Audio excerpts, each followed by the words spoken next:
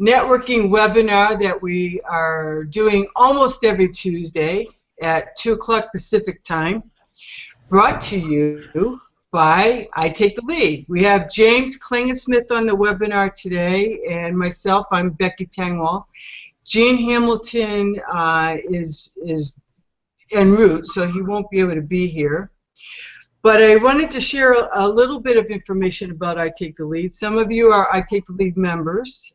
Some of you are brand new to I Take the Lead, and some of you have no clue what I Take the Lead is. And I also wanted to share a little bit about why we are doing these webinars. We've been in business for a long time, and I noticed that some people have unrealistic expectations about what a leads group will do or about what networking is. So we decided to start the networking webinar. We'll have a variety of speakers every week to teach you how to network and how to succeed in your business through networking. Again, we are I Take the Lead. We are big about creating community, and we do that in every area that we go into. For some of you who are already affiliated with I Take the Lead, you know that we love to have fun. That's one of the big things we do. We're very serious about building business, but we absolutely love to have fun. And if you can't have fun while you're busy building your business, then well, I just think it's really important. So if you like to have fun, this might be the right model for you. I'm just sharing a real brief overview of some of the many added benefits that our I Take the Lead members have. And every week I will highlight one of these. But right now I'm going to let James do a real quick introduction, and then we'll have James introduce Gary Sugar, who's going to be our presenter today. I'm very, very excited. I specifically asked James to I specifically asked James to have Gary come speak to us, because Gary does a presentation called "It's a Potluck, Not a Buffet," and I've been very, very interested in hearing about that. So James, do you want to James, are you still there?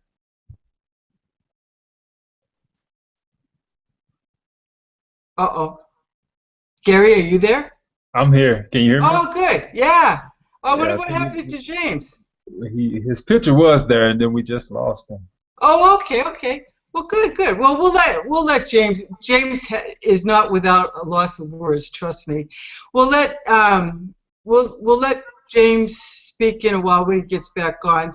Sometimes things pop up. But Gary, I'm going to let you take over now. Do you want to just do an introduction of yourself and kind of share with us what you're going to be talking about?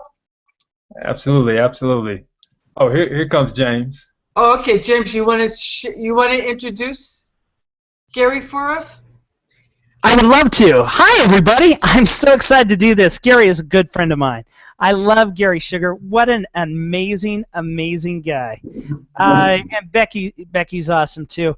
Thanks. I want to introduce probably one of the most amazing people I've ever met in my entire life. I always say he's a man who can motivate a snail to run a marathon. He can get anybody inspired to do whatever they need to do to get done. Gary Sugar is one of the top guys in his organization, but more than that, he really cares about people. He wants to help people, not just to help them, to make them change lives and create a legacy. Ladies and gentlemen, I give you the talented, the amazing Gary Sugar. Yay! Well, guys, it's a pleasure to be here with you all, and I want to thank both of you, Becky and James, for inviting me to the call. It's always my pleasure to just give back. I truly believe this space, I Take the Lead, and James, you don't know this. You guys did something significant for my organization and my growth and expansion. You provided an environment that I could be myself. And being able to be myself, I was able to turn around and create one of the fastest growing organizations in Legal Shield. So thank you and for the platform that you gave us to do that on. Today, I think it happened by accident when you asked me to speak at that networking for newbies. I think I was in I Take a Leave maybe 2 or 3 months, and you asked me to speak. And right there on the spot, I came up with the concept that it's a buffet. I mean, it's a potluck, not a buffet. And you ran with it. And so it just came from my spirit to say that. And the essence behind that, guys, is this is an environment when we come together, we want to make sure that we bring in something to the table. And I call that, at a potluck, we always bring in a dish. And I'm going to share with you guys today not only why it's important to bring a dish and not to treat it like a buffet. If you look at the buffet lines, people who show up to buffets, they're just there to eat, but they never bring anything to the table. But why we want to treat it like a potluck by showing up with the dish. But the main dish that we want to work on preparing is your dish, the dish that you're showing up every single week to your networking event with intention to serve to the individuals who are there so that they can go out and be advocates for you, so they can be your mouthpiece, so they can go out and do what you need them to do to help you fulfill your dreams, and vice versa, for them to be able to show up and do the same thing for you. They can come prepared with the dish so that they can go, you can go off and be their raving fans. So with that said, I prepared a nice, which is outside the ordinary for me, is a PowerPoint that I'm going to share with you guys. So let me know if, oh, hold on. Okay, do you guys see the Very PowerPoint? good. Yep, we do. Yep. All right, cool. Well, I love this image is because it's the feeling that a person has when they're going to a buffet. You know, they're looking to come with their favorite dish, and they hope that the people who are at the potluck, I'm sorry, I said buffet, at the potluck, they're praying that the people at the potluck is going to enjoy the dish. Now, you never show up to a potluck with your worst dish. Why? Because people are going to talk about you. But you put in that special one that your family and friends have talked about for years. You're preparing that dish and you're showing up to serve others. Now, the guy in the front, I'm not sure what he's doing. It's like he's eating off his own plate there. That's not often that you're eating the food before you get to the potluck. But anyway, our whole concept here is we want to make sure that everyone's coming to the networking events prepared and ready to serve. And by the time we finish with this presentation, you understand why. The second one, this is a buffet line. And if you look at the picture that I'm showing, you don't see any faces. You just see hands reaching out. There's no heart with that. There's no face. There's nothing there other than people coming to take. And the essence behind I Take the Lead is a community of givers. And you think about the essence behind our country, we're all givers. We love to show up to help people. The beauty behind this training that we're going to go through is that you're going to be able to prepare the dish you need to allow the people in your networking group to be able to help you, to be able to serve you. So look at this. Now let me ask you this question.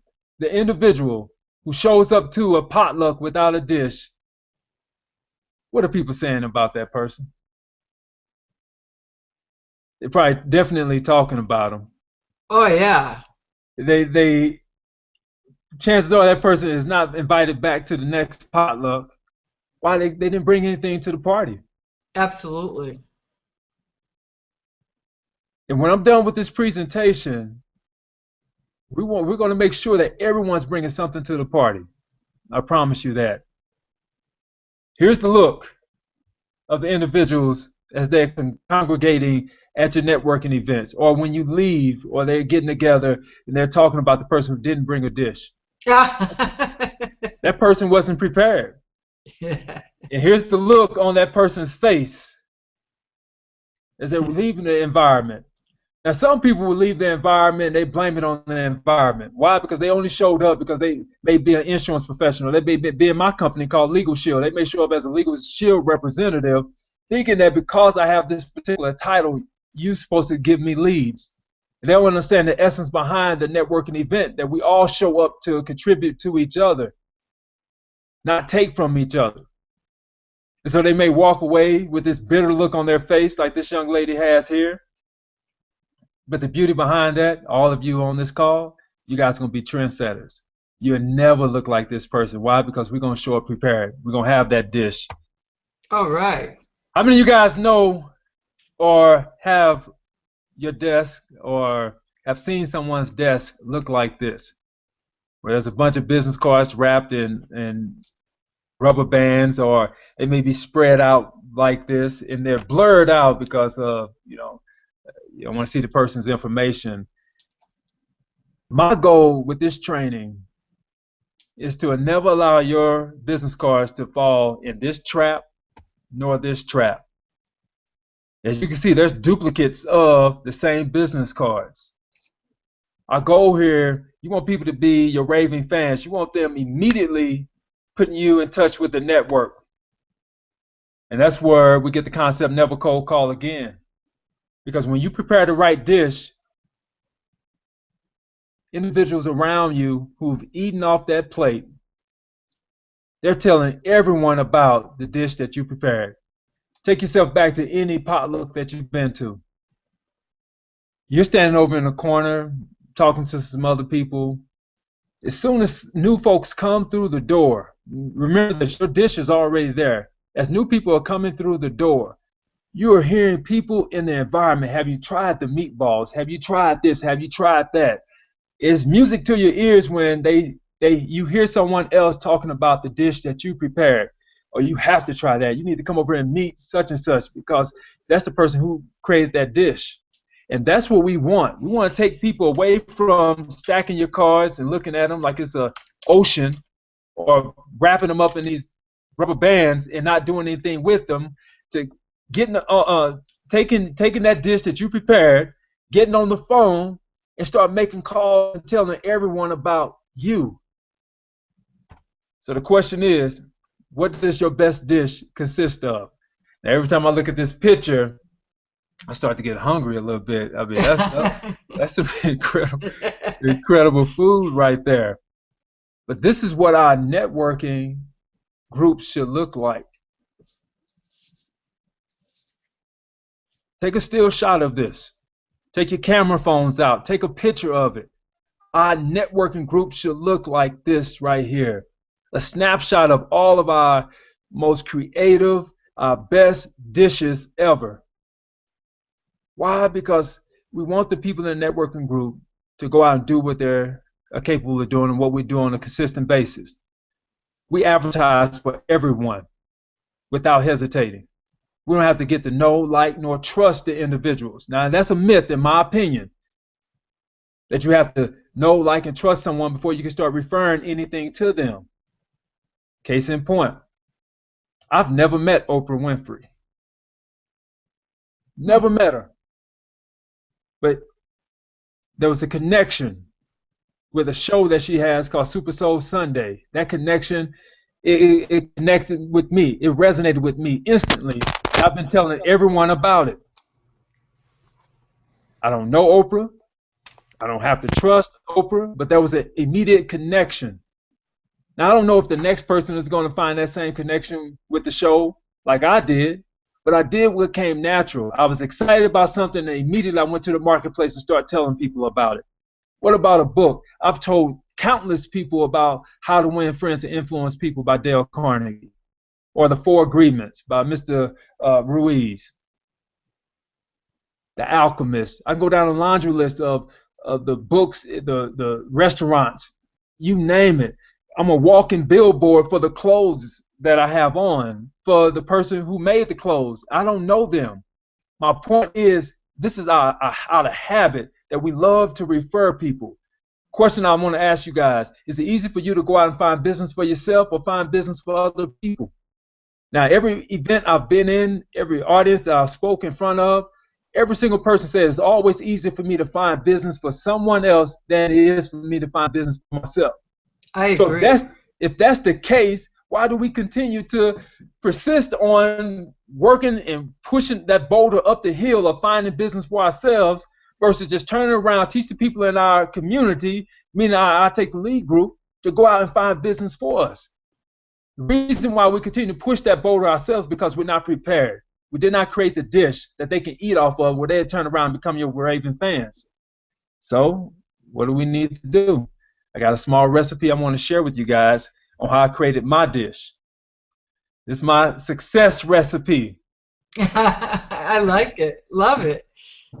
We got 2 cups of passion.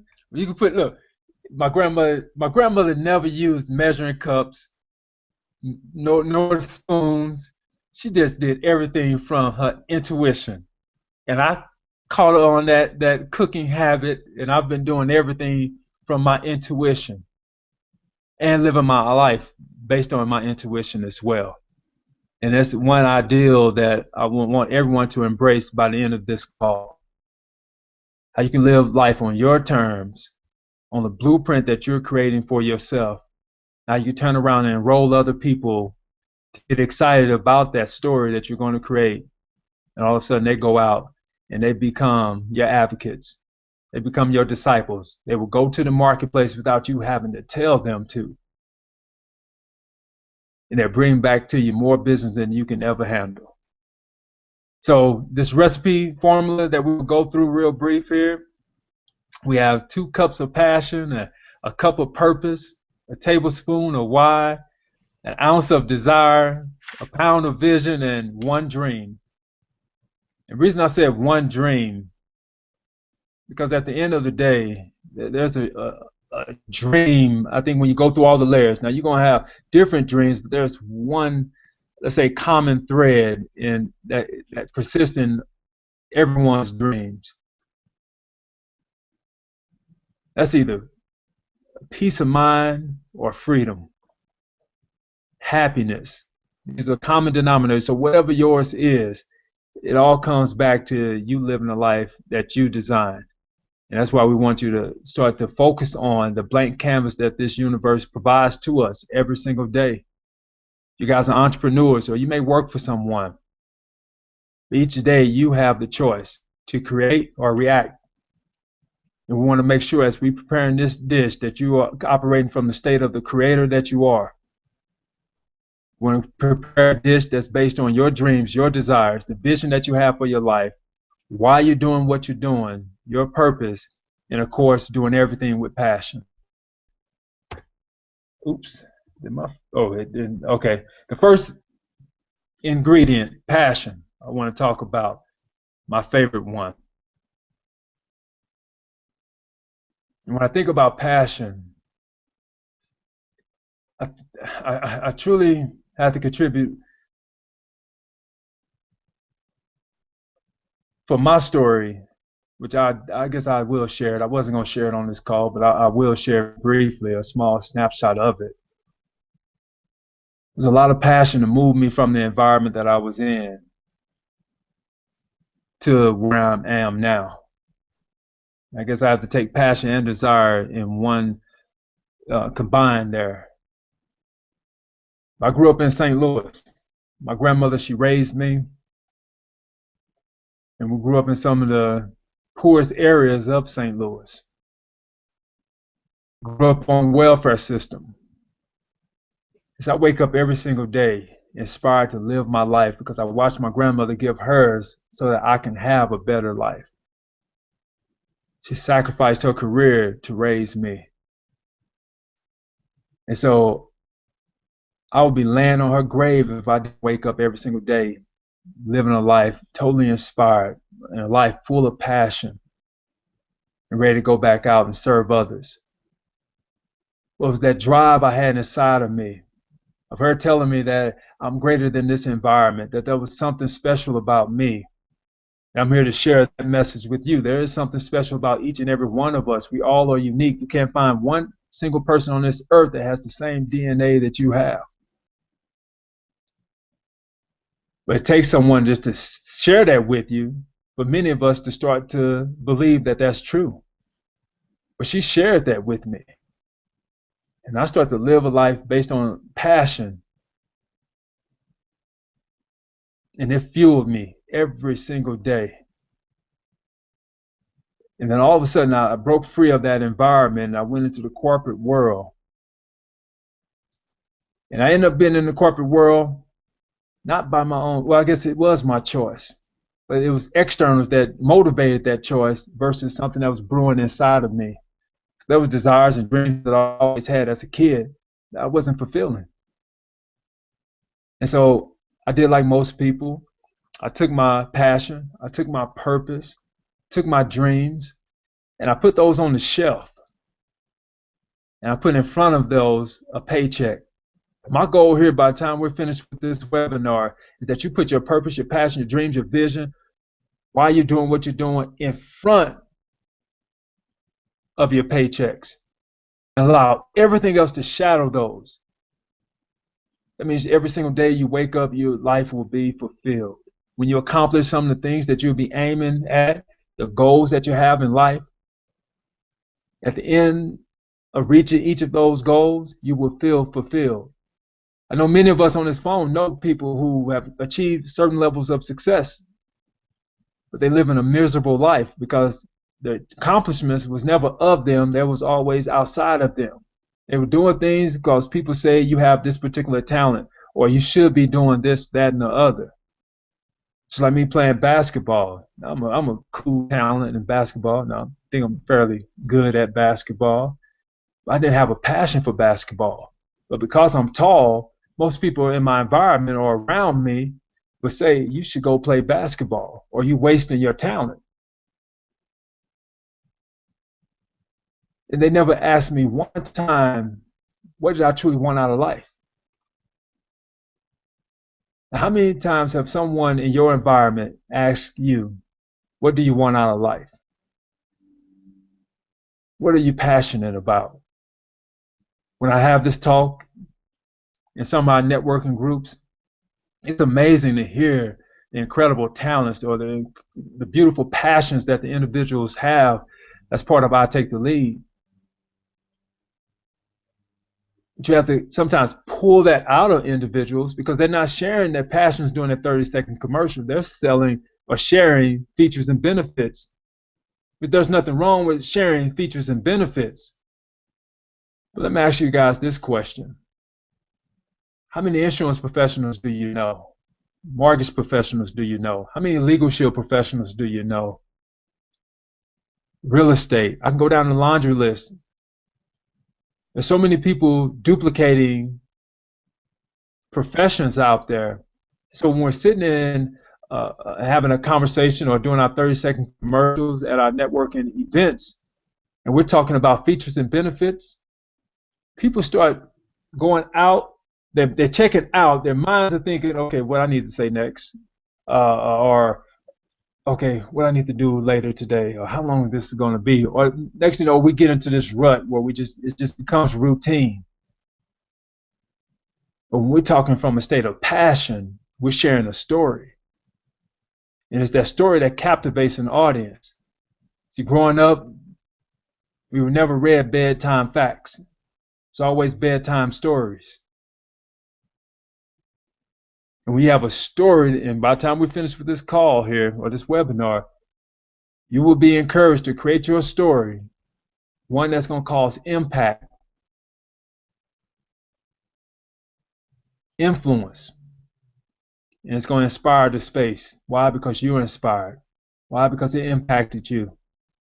It influenced you to show up every single time you come to the networking event prepared, ready to serve, ready to provide the group with your dish. So passion is the one for me, because I don't believe without passion and my desire that I never would have made it out of St. Louis.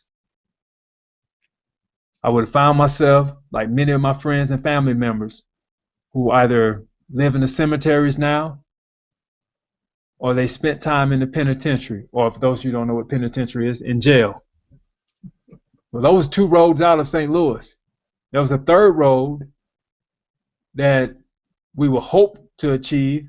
That's being some type of athlete that you can, earn your way out of there, or becoming an entertainer.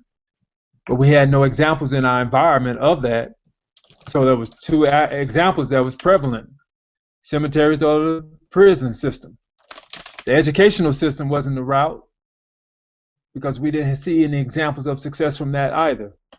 So my point is, without having some passion of wanting a better environment than I was currently in, without having a desire to want to be away from that environment, I never would have made it out.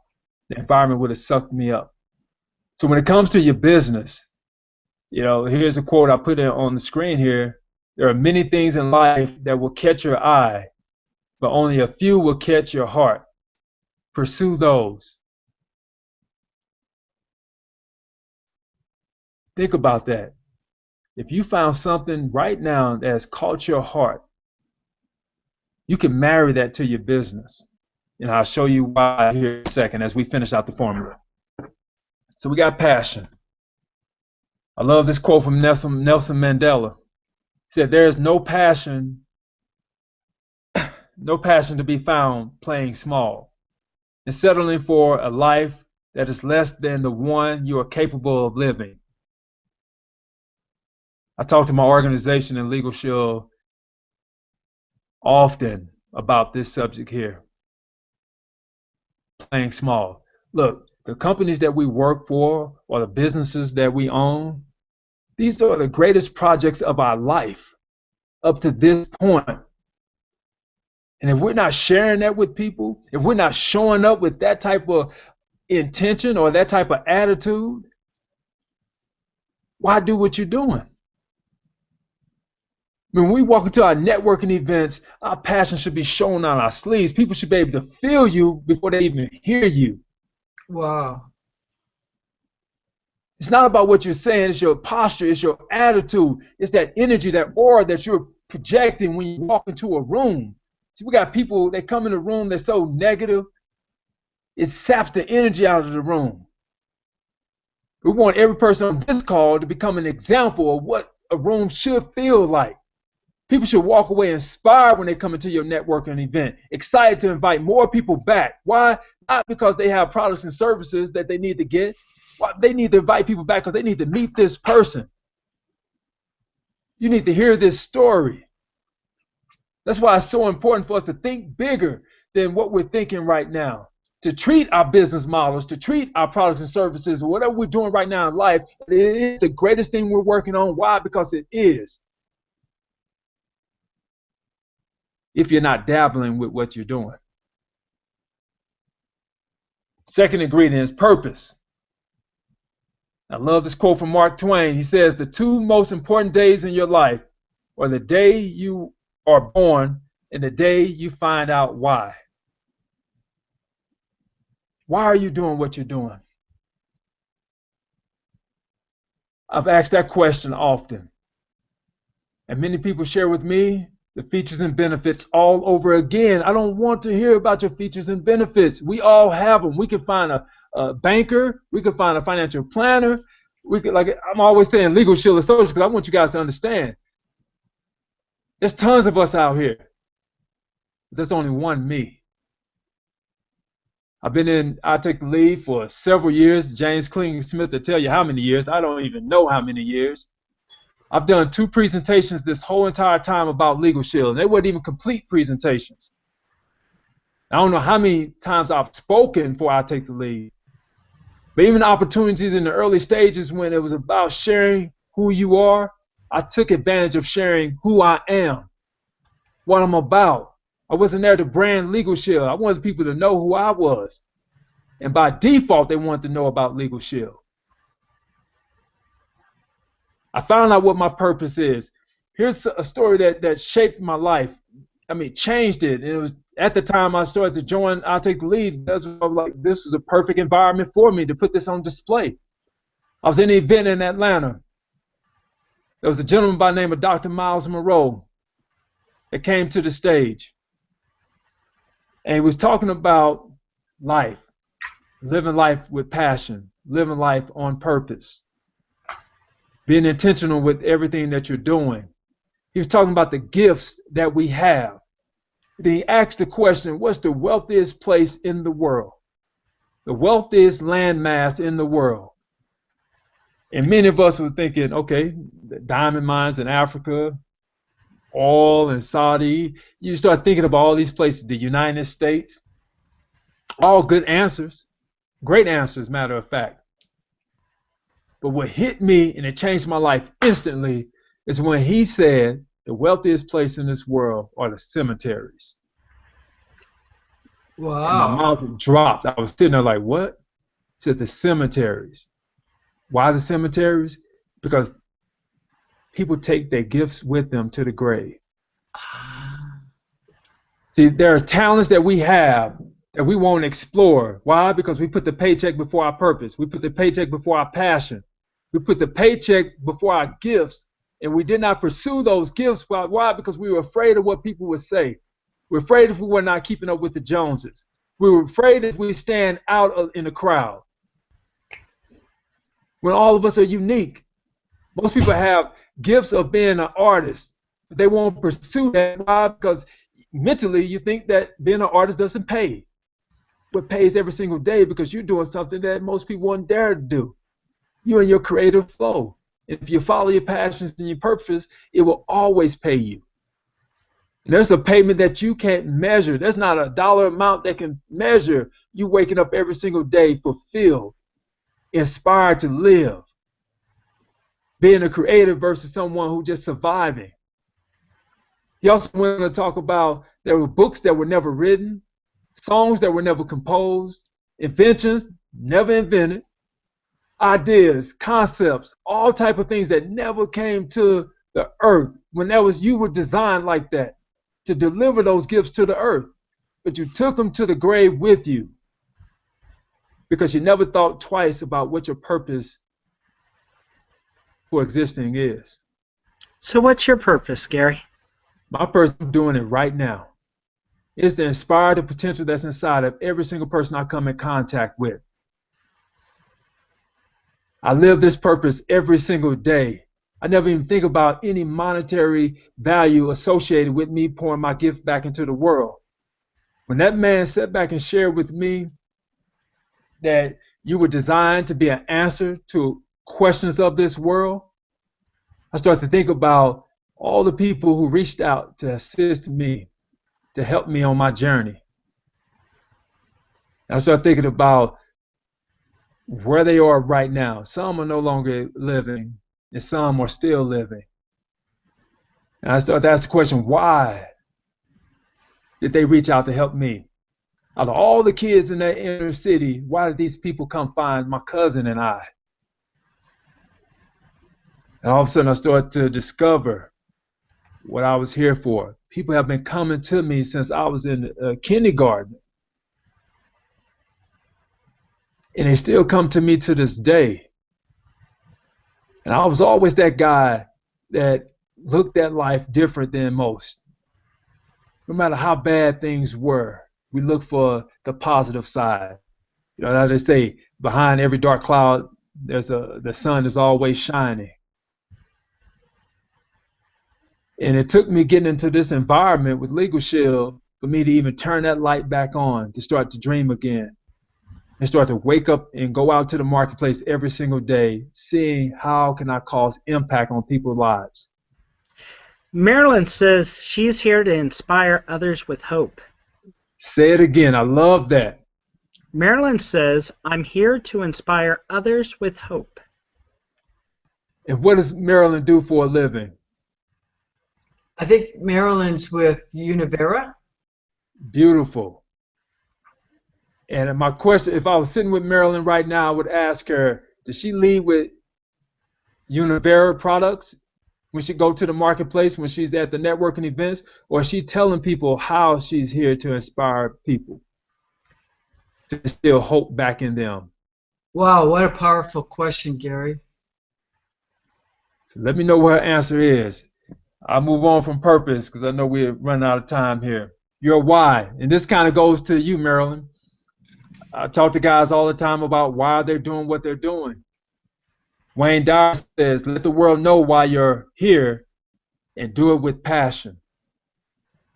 And this is all part of creating this dish when you show up at your networking event. I'm premature on this, but I'm going to put a 30-day challenge out to everyone for 30 days, which is just 4 weeks. I don't know how many events you go to. If you go to one a week, that's 4 events. But for 30 days, when you're out in the marketplace and when you're showing up to your events, that you're showing up with your story, why you're doing what you're doing, and end it right there. And see what type of impact it will have on your life. And watch what happens in the environment. I'm doing it from not theory. Mr. Klingersmith will share with you. This has been since day one that I showed up. I came in shy, which was an advantage for me because the only thing I did was sit around and listen. Yeah, I came in shy. Most people would never know it. I came in shy. Didn't want to say anything. But I used that to my advantage. I was excited about the vision of where I Take the Lead was going. I was excited about my vision. I just saw the two blended in perfectly. And that's why I wasn't doing presentations. I wanted to do more of sharing who I was and break through that shell. So why are you doing what you're doing? See, most people will lead with features and benefits. I mentioned that earlier today. But it's your why that's going to be your heartbeat. I tell guys in my organization, your why sets the temperature for the room. See, most people, if you think about your home, it's getting a little chilly in Denver. Well, the sun came out today, but yesterday it got chilly. So you will go to the thermostat and move it to the particular temperature that you want the environment to adjust to. There was great intention behind doing that. And then you would trust by moving the thermostat to that particular temperature that the environment will turn around, eventually get to that level of warmth or comfort that you're looking for. Same thing with your business. When you come into your networking events, your why is going to be your thermostat. You get to adjust it to what you want. And while you're at that event, as you're working with your team week in and week out, the environment starts to adjust to that comfort level that you're looking for. Now, Marilyn says, we are truly born to dream. I help people realize they can achieve their dreams. That's her why. Marilyn, with more people like you in this environment, that ripple effect will go across this world. We need more soldiers like yourself who are stepping up. Let's call it angels like yourself who are stepping up and putting that on display. And more people will start dreaming again. That's what's beautiful about your company. It's an environment where it's conducive to people's dreams. The last thing is, if I took a seed, a palm seed, or let's take a palm tree. I took that seed and I put it in Antarctica. Chances are it's not going to grow in Antarctica because not the right environment that's conducive to its growth. But you take that same seed and you put it in an environment that's conducive to its growth, it's going to grow to its full potential. And that's what we want this networking group to be about. More people stepping up to the plate like yourself, sharing that. Can you imagine being in a company? I was with AT&T, love AT&T, paid me a lot of money. But now one time AT&T did not ask me about my blueprint for life. Why I was doing what I was doing, what was my purpose, what was my passion. They had never asked me. So I was executing someone else's blueprint. Now I step into this environment with my company, and it encouraged me to create my own blueprint. That's why I treat life as a blank canvas every single day. Excited about who I'm going to meet. I don't know who I'm going to meet in advance, but I'm excited about who I'm going to meet because I know someone's going to meet me because we have divine appointments when we're living life on purpose and passion. Very intentional about moving into the marketplace to teach people to start to dream again, to live life, maybe for the first time. We come into this space very fine as a new person, as a newborn. And then our environment starts to define us.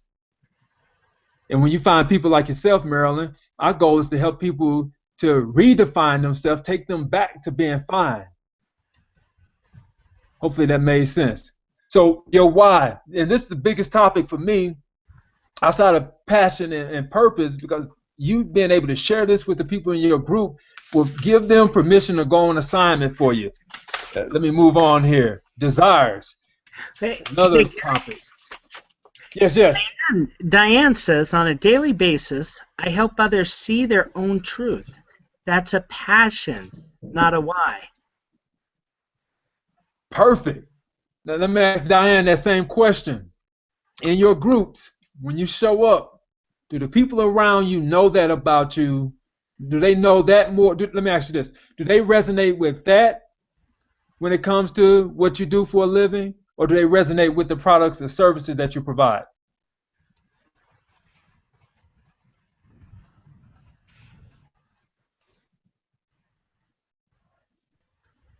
It's a delayed response, so we'll have to Okay. wait for a So response. let me know when she responds, because this is a question. It takes courage, guys, to do what I'm about to share, what I'm sharing with you all, and I bring it full circle to a 30-second commercial, so it really makes sense. But it takes courage, because when you're sitting there and you start to say, "Here's why I'm excited about doing what I'm doing. Here's my purpose. Here's my passion. By the way, here's the company I work with. Here's who I'm looking for," giving the people in the environment an assignment. It takes courage, because you will be sitting in the same group with someone who may have never heard this topic.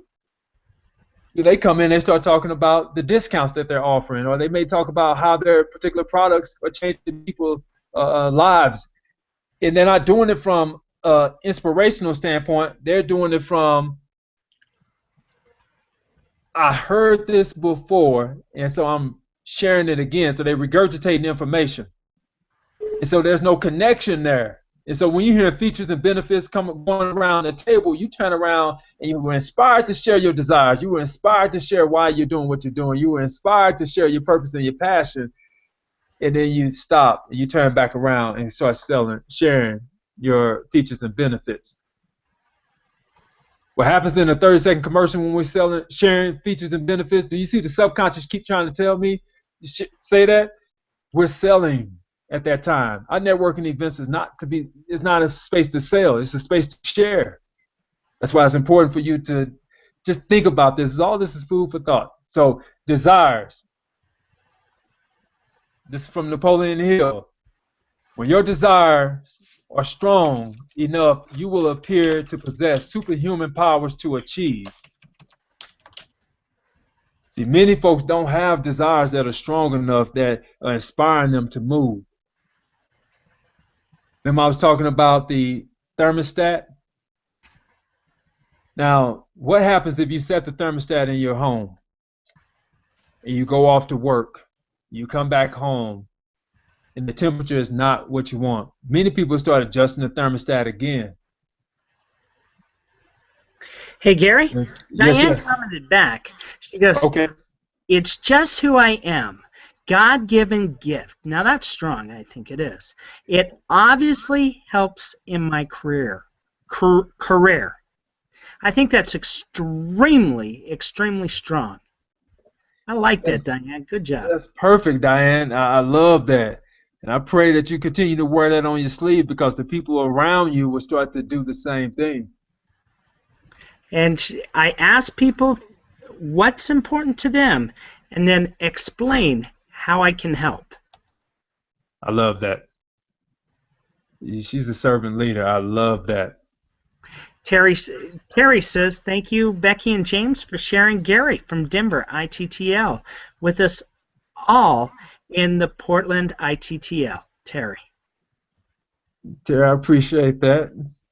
Well, we're almost done, so I'll wrap it up with desires, and I have one more, which is key as well, and I'll finish out the formula for you guys. But desires, for me, when I was saying that people would just start adjusting the thermostat, most people never go check the pilot light. If your pilot light isn't on, your environment will never adjust to the temperatures that you needed to adjust to make your world comfortable for you. So for me, desires is that pilot light. And when they're coming from the internal, I mean, you're connected to your source, and it's something that you decide that you want for yourself, things you want to do in life, that instantly ignite that pilot light inside. And that means when you walk into these environments, the rooms will start to adjust to the temperature that you want. The people in the room will start to do the things that you need for them to do, and vice versa. You will be the light for those individuals to do the same thing, to take courage, to walk in an authentic way, to be able to share who they are, what they want out of life, and send everybody on assignments. So desires are key. Just make sure that they are truly about you, from your heartbeat and from your essence, from your cloth, not from externals. Vision. We're almost done here. Everyone knows this young man here, Mr. Steve Jobs. He said, if you're working on something exciting that you really care about, you don't have to be pushed. The vision pulls you. Oh, that's so true. See, how many people we see out here forcing things to happen for them when they have no vision? Helen Keller said it best. The only thing worse than being blind is having sight but no vision. See, with a vision, it gives you an address, guys, to go to. With a vision, it gives the people in your networking groups an address that they can go to. And when there's an address, I mean, there's always a route. There's always some form of transportation that can get you there. It's just a matter of time. So your vision is what's going to help put the people on assignment. And when you capture the other 3 elements that I just gave you, or ingredients I gave you, and then you formulate your vision, it's a done deal. Wow. It's a done deal. No one can take that away from you. See, people can doubt Legal Shield all day long, and I'm fine with that. But see, what they can't take away from me is my vision. They can't take away my story. Why? Because that came from me. And so I take that to the marketplace. And the reason why I take that to the marketplace, most of us don't like to be rejected. So when you take your story to the marketplace, no one can reject that story because it's yours. You're creating those chapters in that book. You're writing your history instead of just reading history. And so if people can't take that, you never will feel rejected. And the more you share your story, the more inspired you become. And the more you share your story to the people in your environment, the more inspired they become. And if they can't help you, they're going to get you to the people in their network who can help you. And that's the key with networking. It's not to go to the individuals and just stop right there. You got to go through the people to get to the network. So allow them to be able to connect you to the folks that's going to help usher you to that destination that you have, to that vision. See, people love crusades. People love crusades. Think about some of the marches that we've seen in our great country. Many people were marching. They don't even know why they were marching. They just saw people marching. They decided to join in because they saw something. They felt the movement. And when you have your vision and you communicate that to the people in your group, they're going to feel that movement too. You're going to stay lit up. They're going to stay lit up. And next thing you know, guys, we're executing like we've never done before. Remember the picture I had with the individuals holding the phones up to their ear? See, your car no longer be in the stacks. Your car, crazy part is you won't even have to carry business cards. I don't even carry business cards, and I still get referrals. That's crazy. I bet most people are like, he don't carry a business card? No, I refuse to carry business cards. James, they made me carry them one time. I didn't make you. I bought you business. they bought me some cards and they had the Dark Knight on there because everyone loved my tag. I just show up. Most people didn't know I'm Gary Sugar. They called me either the Dark Knight or the Black Knight. That was my. That's how I was. I was a superhero, and I still am a superhero. I just allow my personality to come to life. You know, let my business shadow it. Oh, that's great. The vision that I have, man, the vision is so key. And here's what I share with you guys about a vision. I heard this from Michael Beckwith. He said, if you're currently frustrated with your present circumstances, that's an indication that you have no intentions on changing them. But see, if you think about a vision gives you that destination. It gives you a picture, a snapshot of what you want your life to look like. I mean, you became the artist of that blank canvas that the universe gives to us each and every day to create whatever we want to create. And with that, if anything right now in your present circumstances doesn't look like that vision, that means this is temporary. And anything that's temporary, we don't have to act as if it was permanent. Now, if permanent, if something that's deemed permanent and is fatal, then you may turn around and have a moment of frustration or sit back and feel hopeless or what have you. Even then, I don't think you should. But my point is that could be justified. But when we know the vision is here in the present circumstance, it doesn't look like the vision, that means this is temporary, we can get excited. We can start celebrating for the vision that's at hand until the real manifestation comes. And I'll tell you, I'll be the first one to tell you, it's never about that destination that you make it to. I don't know if you ever been on a long road, a road trip, but if you ever been on a road trip before, you enjoy the journey of getting there. Well, some people have terrible road trips. They hate driving, but I love driving. So I get on a road trip and I just enjoy. I start to see places on the earth that I've never seen before. I start to appreciate the journey. And when I get to the destination, my arrival was cool, but the journey I had getting there was better than the arrival. And that's about this business that we're doing, called life. It's all about the journey. Having a vision, it just gives us the excitement to enjoy the journey. My mentor tells me, you borrow from the beauty of tomorrow to enroll in the activities of today. And that's why we want people walking into these networking events inspired, excited about life. Last thing you want to do is walk into an environment and you invited some people there to meet or come check out I Take the Lead, and the people in I Take the Lead are sitting there slumped in their seats. No energy in the room. It could have cost you a lot of business. They're like, okay, I want to do business with you, but what you just invited me to? If these are people you hang around with, So what they came into an environment and it's just contagious. When they walked in, they seeing people smiling, they high-fiving, shaking, hugging each other, excited about, look, here's what just happened this week in my business. Here's what just happened this week in my life. Here's the vision that I have for my life. They seem like I don't know what you just invited me to, but I want more. I'm going to bring more people back with me. And matter of fact, I want to do a lot of business with you. That can happen when we got our energies right. Last thing, dreams. I guess it's not the last thing, but we're close. 2 more slides. Dreams, baby. This quote, I love this quote. I just love the picture. There's no telling how many miles you will have to run while chasing a dream. And I let the words speak for themselves. Guys, many of us have been in environments that we no longer dream, or we stop dreaming. We put those dreams on the shelf.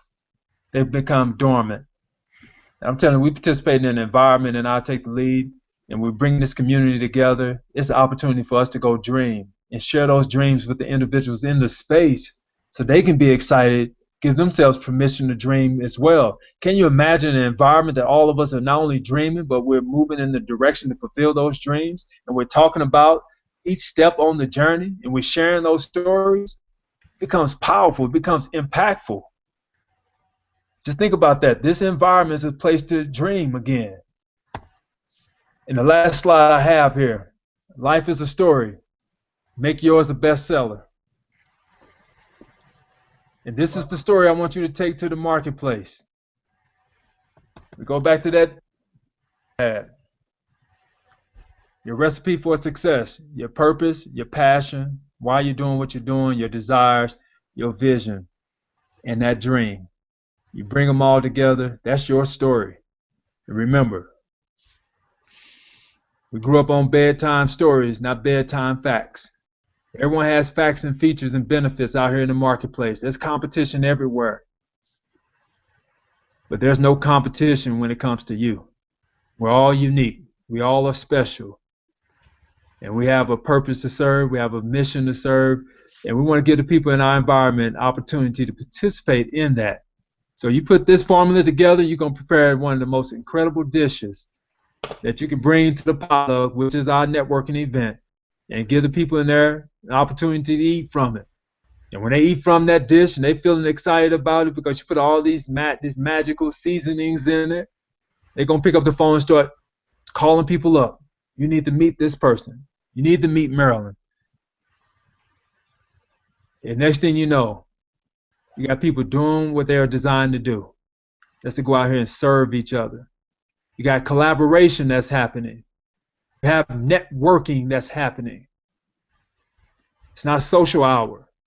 It's an opportunity for us to come together and blend our networks and get people the access that they need to the services that we have, the products that we have, or just the relationships that we have to help them move their lives to a next level. But none of that will happen if we don't choose to have major intentions when we come into the environment.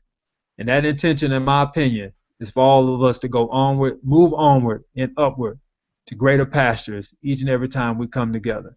So with that, I am done. I guess we've got a few minutes for questions. turn the call No, back over to you guys. I love it. And one thing I really like, I love the success recipe here on there. Is that actually a scale on there? Is that a digital scale on there? Yes, sir. So is that? Oh, I was just wondering because you're a guy all about metaphors. You use a ton of metaphors. Well, what's the metaphor with the scale on there as well, Gary? Well, look, I reached out to someone because I love collaboration. So I reached out to someone. I shared with them. Take a look at this PowerPoint that I put together for these guys, and they got inspired. And they say, "Hey, you should pull this onto the slide." So I allowed someone else in my organization who were inspired to introduce the scale. I love it. Now, Diane says Wayne Dyer. Are you familiar with Wayne Dyer, Gary? I just said wanted to share one of his quotes.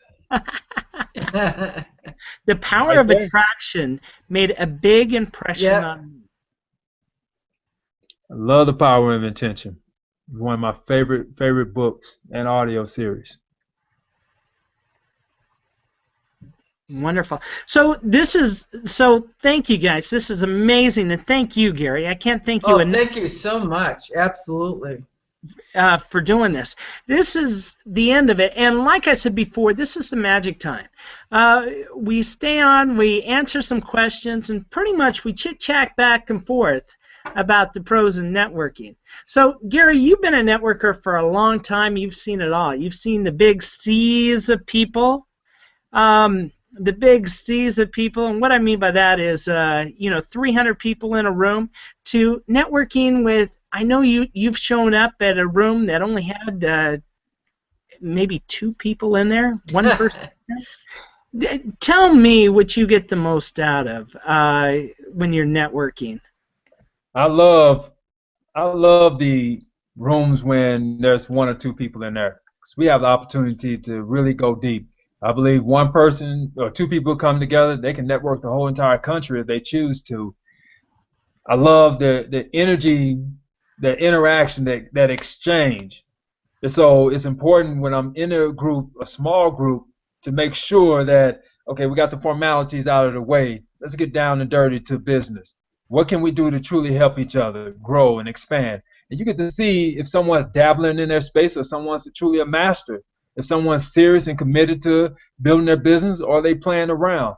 So I love the intimate settings, because especially if you're dealing with me and you catch me in an intimate setting, but by the time you come away from that event, your life is going to be changed, and mine is too, because we're going to dive deep, Jacques Cousteau, get down and find out and discover what are those true treasures that you're holding on to that we need to release. So I love the intimate environments. It gives us the opportunity to mastermind and really think about how we're going to take our business to the next level, and then we create action steps right there on the spot to do so, instead of just allowing it to be just talk. Now, Marilyn says, thanks, Gary. This is powerful and definitely worth sharing. Diane says, great PowerPoint. All good reminders. Thanks, Gary. Very inspirational.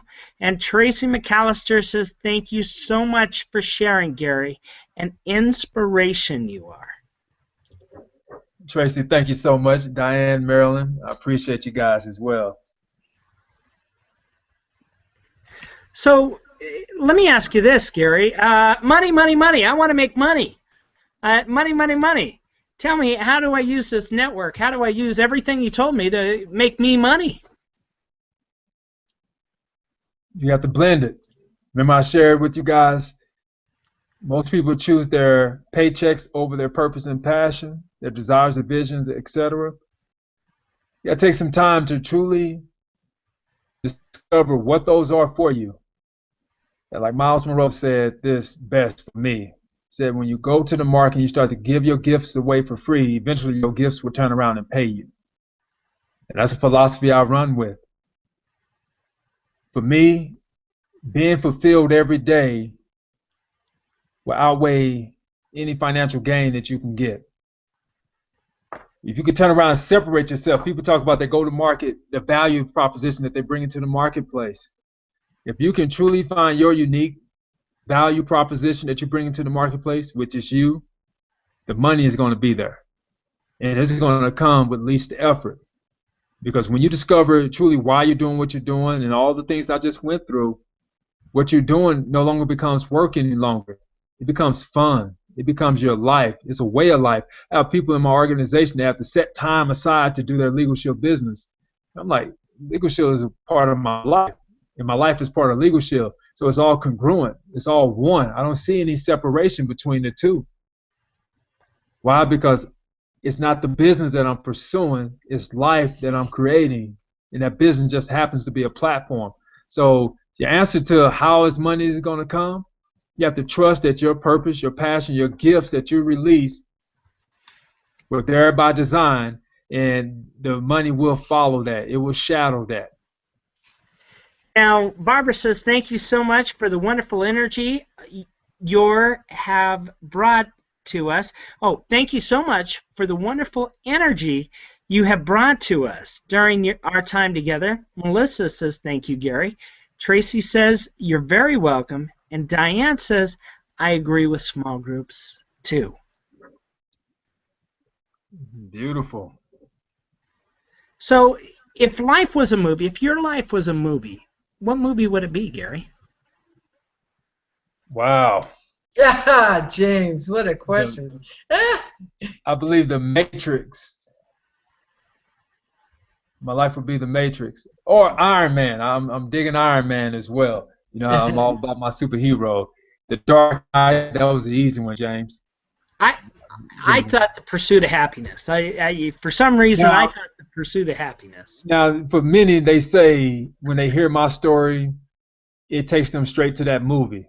So absolutely, look at my story from start to now. It's definitely a mirror image of Pursuit of Happiness without living in the bathrooms, but being homeless with my grandma. I've been homeless and stuff. That all that resonates, and then having that vision to think bigger than and to step outside the box. That's what I love about Mr. Gardner.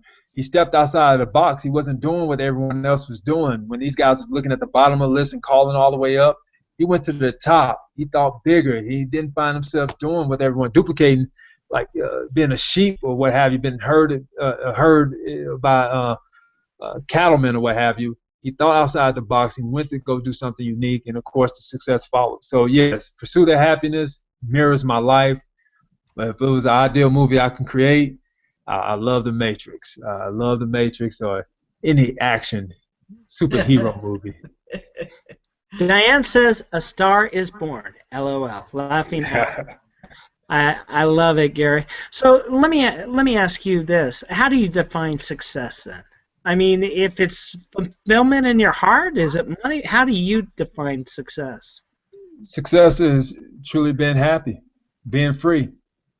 When you have the freedom of choice to do what you want, when you want to do it, how you want to do it, with whom, wherever you want to do it at, having that freedom is success and being fulfilled. If you're doing anything that causes discord or frustration in your space, not that you won't have those dark clouds, but many people chase those dark clouds instead of allowing the dark clouds to come in and move on, allowing the sun to shine. Let the dark clouds and the rain do what it's supposed to do, purify the space.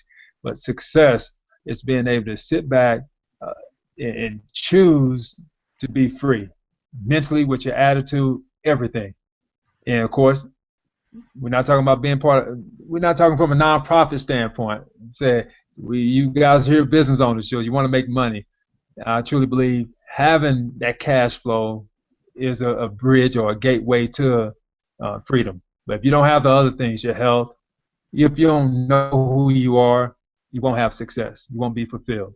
So one of the things we talk about in our organization, we focus on 3 principles: health, wealth, and mastery of self. And those 3 will equal to success. And everything I talked to you guys today was about mastery of self. Absolutely love it, Gary. Absolutely amazing. Hey, let me ask you this too. Just real quick, and if I go too far, let me know. Adversity. Help me out with the word adversity. Adversity. For example, right now, we have a little adversity because it looks like a kung fu movie. I talk and then my lips move. No, you don't look bad, James. So tell me what you think about adversity. It's cool. I appreciate adversity. Well, look, when you have, let's say, something that's opposite of what you want in your life, gives you an opportunity to learn. It shares with you, okay, okay, I know exactly what I don't want, and gives you an opportunity to focus on what you do want. So you have the opportunity to learn from adversity versus most people suffer to adversity or they submit to adversity instead of learning from it. If you have a business model that you're participating in right now and you don't like what it's all about, you appreciate that because you just found out something that you don't like. It's like me. I can't eat shrimp any longer. Now, I don't get mad at shrimp. I don't get mad at people who eat shrimp. But if I was to eat shrimp, that would cause an adversity in my life.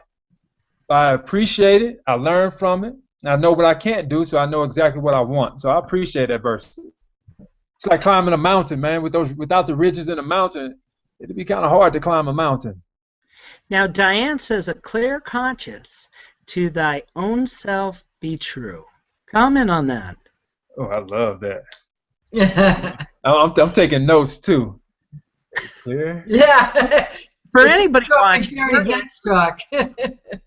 Gary actually takes notes when anybody speaks. Oh, I'm sure. I get that. Yeah. Because I'm recording history. One day my kids will be reading the notes that we've had from our I Take a Lead meetings and all the meetings I've been in. They get to read their dad's history. And I teach them to do the same. You're recording your history. You're either recording it and someone else is reading it, or you're reading someone else's. So I choose to record everything. So repeat. Now you were speaking over there. I was going to ask her to repeat that again. A clear conscience. Say it again.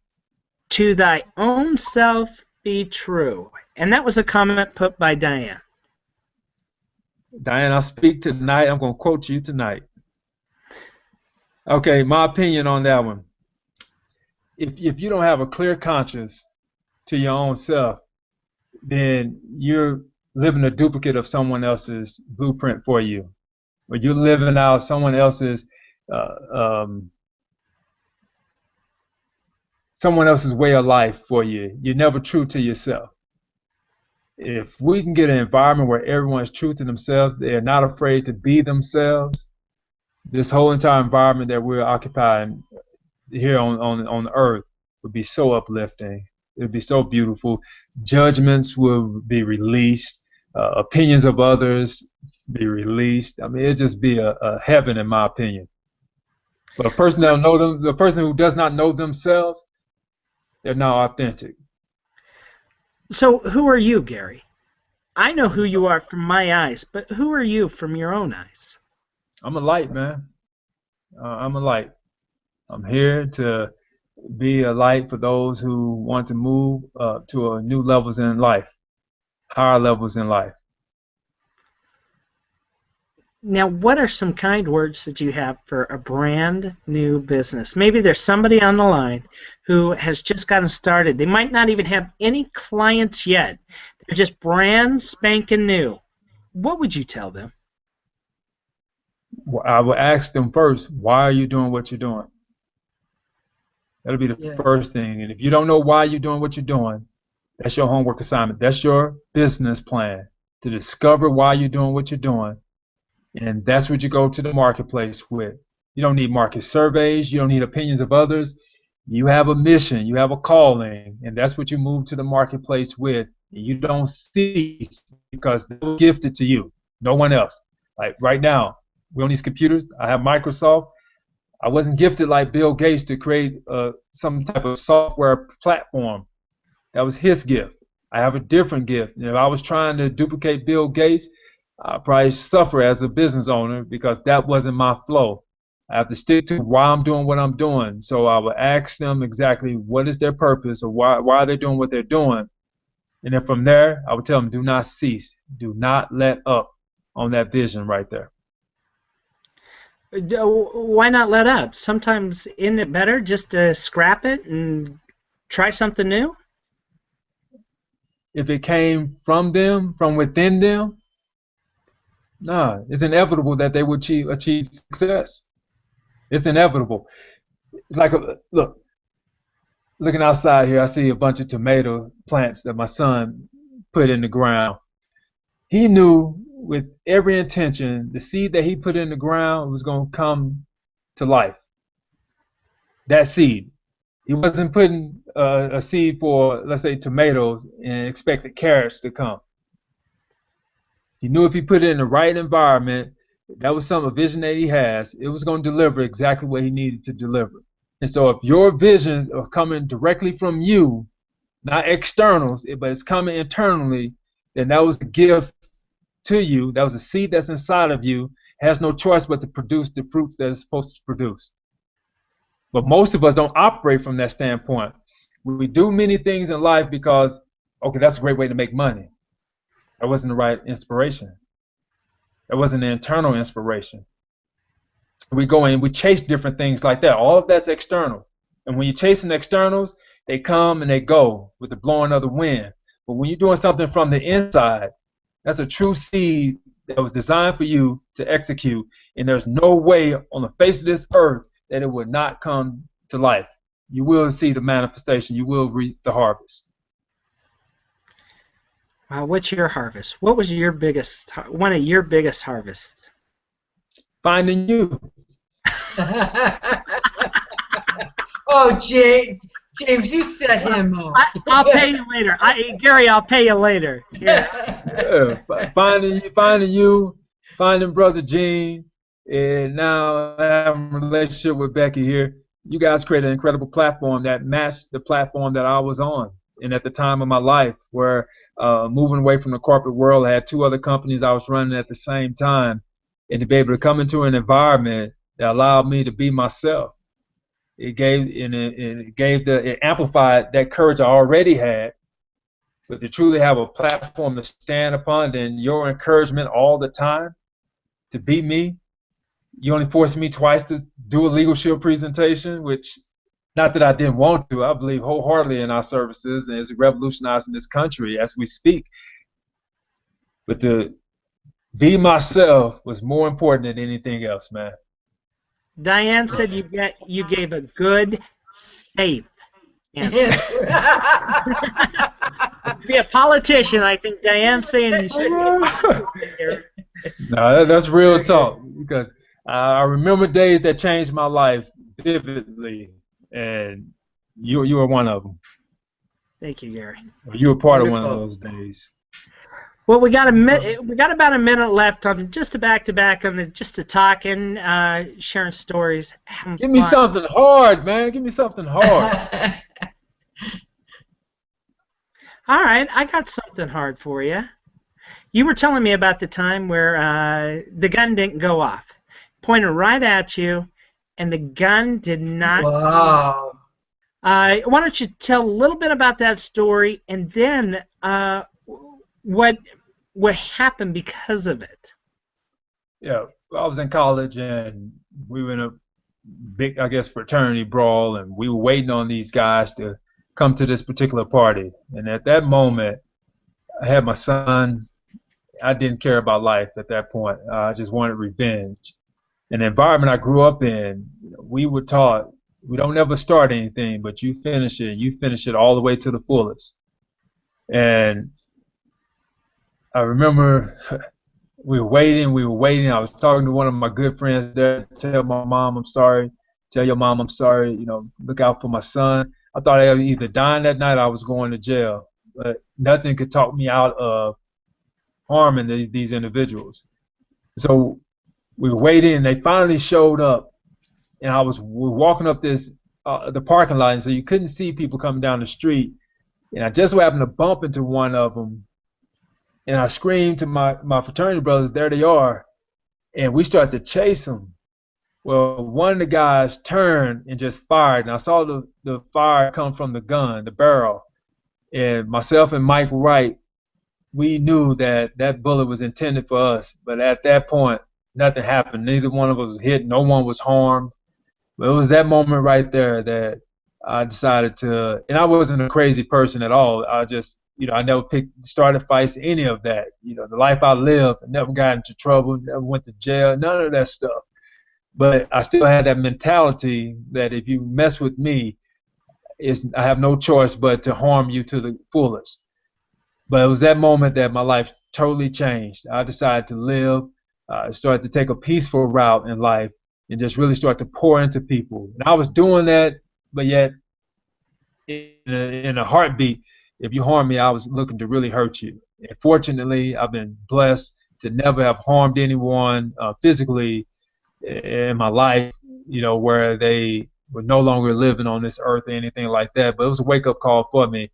And now I just share that story, many other stories with individuals. My life was spared, and I cannot lay on the graves of those who came before me, because I had people, I think about my ancestors, many of them died throughout the years through gunshots. They were fighting for a cause so that we have a better tomorrow. They were fighting for change in this country.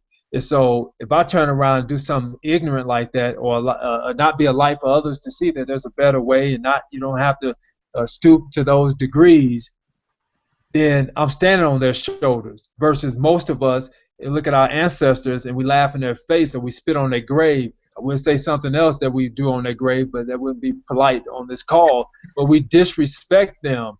And so I chose no longer to disrespect my ancestors who flat out lost their lives and gave their lives so we have a better tomorrow. And one being my grandmother. So all of that moment changed my life for the great. I'm glad it happened, and I would do it all over again too, just to have that same story.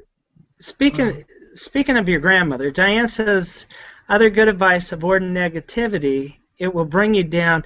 What's the story you were telling me about your grandmother, where she would, because a lot during the time there was a lot of fighting and a lot of stuff, but you were talking about how inclusive, not exclusive, how your grandmother taught you that, and how to avoid negativity. Why don't you elaborate just a little bit? My grandmother, she was a fighter, and I watched my grandmother care for everyone. Now, she wouldn't let anyone run her over or harm her, but she always cared for everyone. And we've seen people who stole from us.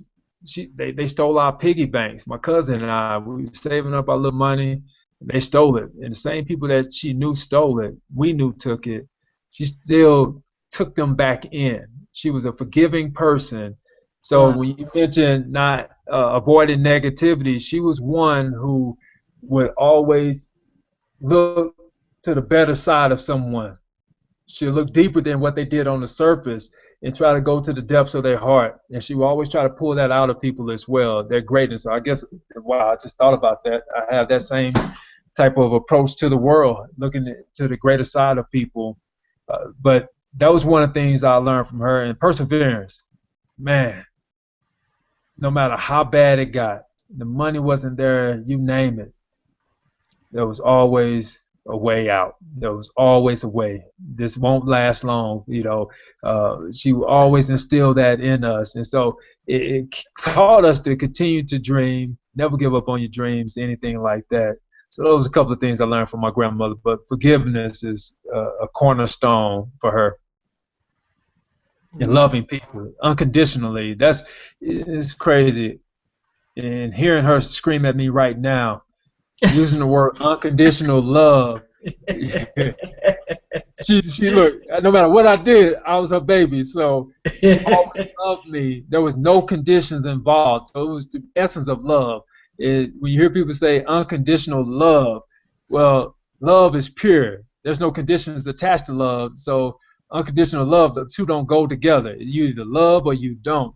So she taught me how to love and just love purely from the essence of loving. Gary, I can see that every day when you stay behind at the Leads group just to talk to somebody or just to spread your knowledge or just the one-on-one, how much you actually care, and you give everybody unconditional love. It's just unbelievable. Absolutely. Well, unfortunately, we're out of time. We're over time, but I'd like to spin that. Give everyone my phone number. I'll give some more unconditional love. So anyone that wants to reach out to me, and we can. Gary, I'll be posting to everybody. What is your phone number, and I'll do that. Yeah, 720. 320. 2447. 2447. Okay, because I'll send them all through MailChimp tonight. I'll send everybody a note. Sounds good. So reach out to me. I don't do emails, but you can definitely call me. Okay, that sounds good. Thanks, Gary, so much. I appreciate it. Thanks so much. And James. you're in Denver tomorrow. Gary Sugar speaking at Networking for Newbies over in Belmar. Oh, good. You can find out more on our meetup or James at itakethelead.com. And we look forward to seeing you next week with Tom Nennis. Is that correct? Yeah. And what is he speaking on? How to how to treat your business professionally, or how amazing is Tom Nennis, Gary? Tom is one of my mentors. When you just said that, I was just like, oh my goodness, you guys are in for a treat. This young man is, look, so many people want to be in his inner circle, and he's guarded. So he only allows you in if you're bringing value and you're opening up so he can give you value as well. So it's a give and take relationship. This young man he's an excellent coach, but I love him. Look, he took my son for Boy Scouts. He took him out for his first fishing trip for Scouts. So he taught my son how to fish. That was his very first lesson. Tom then stepped up to the plate to go do that for me. And he brought his sons, too, to all participate in the activity. I mean, he's a brother from another mother, and I love him like no other. Oh, wonderful. Wonderful. Well, thank you so much, Becky. This was amazing again. Thank you, James. Thank you, Gary. I really appreciate it. I'm going to end the broadcast now. Okay? Oh, I thought you were here before. That's awesome. No, that way people want to hear it. I thought it was fantastic. So thank you.